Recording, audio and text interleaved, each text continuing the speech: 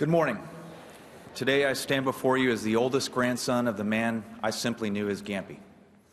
George Herbert Walker Bush was the most gracious, most decent, most humble man that I will ever know. We are here to give thanks for his extraordinary life, but I'd like to talk about some of the things that he was thankful for, the things that to him mattered most. My grandfather was thankful for his family. When he began running for president in 1988, my grandfather released a campaign book outlining his views for the future. The book opened with a letter to a grandson. It was addressed to me and recounted some of our recent experiences together in Maine. P, the letter read, I've been thinking about it a lot.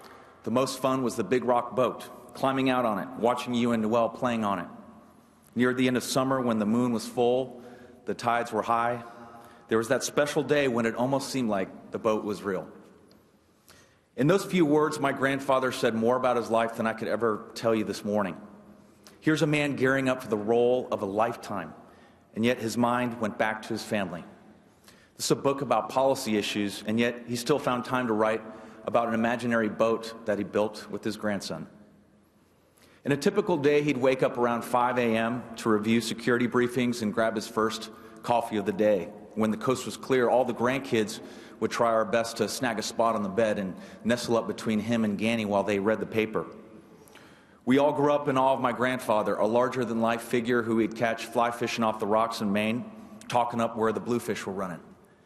He would be the first to host intense horseshoe matchups among family, Secret Service, or any willing head of state, while encouraging trash talk like power outage if your horseshoe is short, or Woodrow Wilson if you're long and your shoe hit the wooden backstop.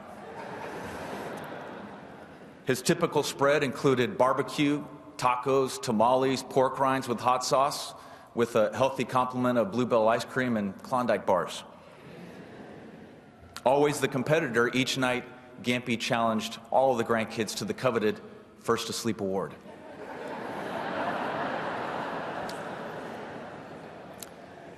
In classic Gampy fashion, he'd write letters of encouragement to us all, whether one of us had a hard semester at school, whether one of us, and for the record, not me, drove his Fidelity onto the rocks, or one of us, definitely not me, ended up in Ganny's crosshairs. I knew too much. At the close of one summer after he left public service, Gampy wrote an email to us all saying, the only thing wrong with the last 5 months is that none of you were here enough. Next year, promise this old Gampster that you will spend more time with us here by the sea. As you know, I've had to give up fly fishing off the rocks in Maine, but there are plenty of wonderful things to do. I think of you all an awful lot. I just wonder how each of you is doing in school and in life. If you need me, I'm here for you, because I love you very much. In the Psalms, God makes his promise. With long life, I will satisfy him and show him my salvation. Today, we know that my Gampy did enjoy a long and extraordinary life, and we know he's enjoying the beginning of his next life, rejoining those whom he lost, but now, by grace, has found again. My grandfather was thankful for his country. He was grateful to lead a country where people can go as far and as fast as their dreams can take them. A place where individuals working alone or in groups can help the condition of their fellow man on a voluntary basis. A bright hope for America he evoked so brilliantly when he spoke of 1,000 points of light. He often spoke about the timeless creed of duty, honor, country, the values that have sustained the Republic for its over 240 years. But this wasn't something he just talked about. This is something he lived. Having flown 58 combat missions in the Pacific and having been shot down and rescued at sea, he never saw his own heroism as being any greater than anyone else that has worn the uniform. I know this because I've experienced it personally. He was proud when Walker joined the Marine Corps, when I joined the Navy, and even prouder when we served overseas. Our service never compared to his, yet we could never convince him of that. In our times together, our big, wonderful, and competitive family saw the personal goodness that led to his recognized historical greatness. He left a simple yet profound legacy to his children, to his grandchildren, and to this country. Service. Undoubtedly, when the last words are written on him, they will certainly include this: that the fulfillment of a complete life cannot be achieved without service to others.